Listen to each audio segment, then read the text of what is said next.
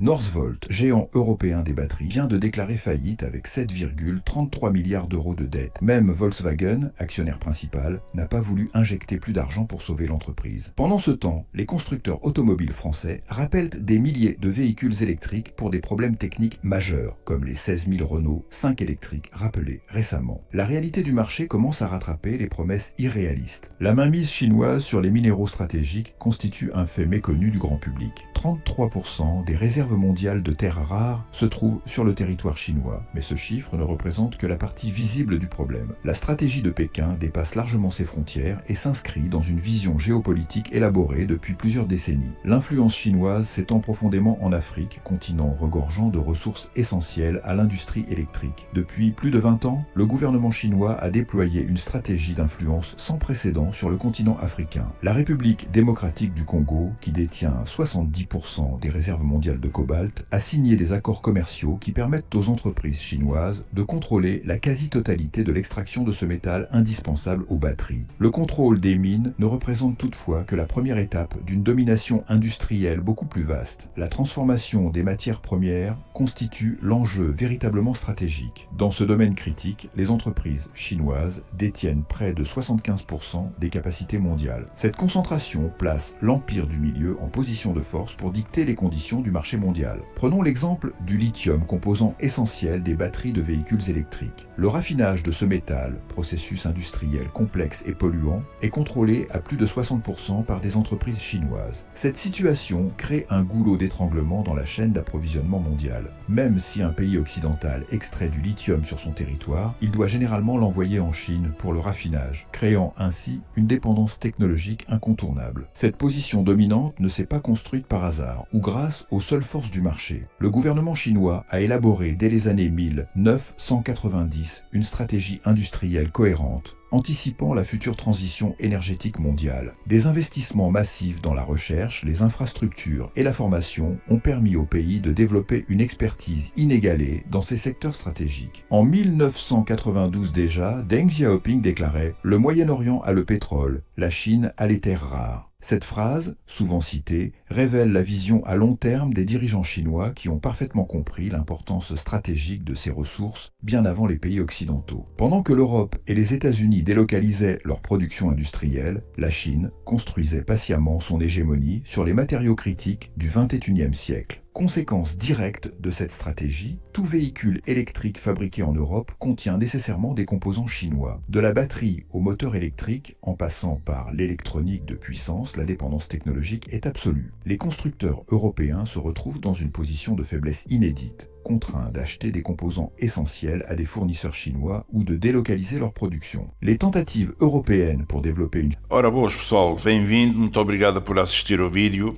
Eu vou-vos deixar aqui um link,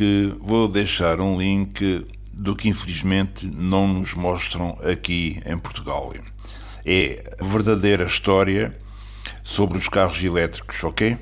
Portanto, eu só passei aqui um pequeno excerto do vídeo, espero que não me vão cortarem. Aqui o link e eu vou deixar vocês fazer a vossa apreciação do que é os carros elétricos. Comentem em baixo e depois digam o que é que acham. Um setor, nós estamos a pôr toda a nossa indústria nas mãos dos asiáticos. Eu digo isto para ver se não cortam o vídeo, ok? Portanto, façam um favor a vocês próprios, vejam a burla, o engano, o embuste dos carros elétricos. A falácia que nos têm contado aqui em Portugal e o que ninguém fala, ok? É só o que eu tenho a dizer. Vejam o vídeo e depois digam aqui nos comentários o que é que acham. E digam se alguma vez viram alguma reportagem aqui em Portugal sobre esse assunto. Ok? Muito obrigado e então até já. Tchau, bye bye, obrigado.